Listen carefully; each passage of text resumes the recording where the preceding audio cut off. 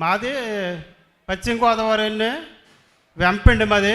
నా పేరు ఏలియా, నా భార్య పేరు యేసుమణి అండి. సూర్యాశేష వేసిందండి ఎత్తి మీదండి. తైలాభిషేకానికి వెళ్తే తగ్గుతుందని నా భార్య అన్నదండి. అంటే వచ్చామండి, తగ్గిందండి నాకు.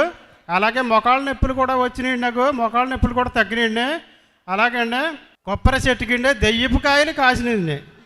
దెయ్యపు కాయలు కాస్తానండి. అప్పుడు తైలం పట్టుకుని వెళ్ళండి ఇక్కడి నుంచి అండి. అప్పుడు 7 సుక్కలు లెక్క పెట్టండి, నీటిలో కలిపిండి అని పైన వేసి ఏరులో దిగేదాకా పైన వేసిండి.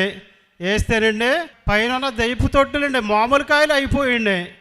177 కాయలు కాసిందండి. 177 కాయలు కాసిందండి. ఒక్క కాయ కూడా వదలకోకుండా పట్టిపోయండి. అలాగండి దింపి తీసి అతనండి ఇలాగ దెయ్యపుకాయలు కాతరాయి అంటే అండి అతను ఏమన్నాడంటే మేకులు నాటపడండి అన్నారండి.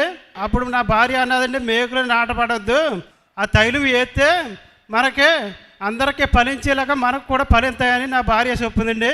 అలా చేసిన మొదలండి అది చెట్టు ఫలించిందండి. మాకు అడుగు ప్రార్థిస్తున్నాండి. చూడండి, ప్రార్థనాయులు యేసు రక్తంగా దేవుడు మార్చి గొప్ప అద్భుత కార్యం చేశాడు. దేవునికి మహిమ కలుగును గాక. హల్లెలూయా.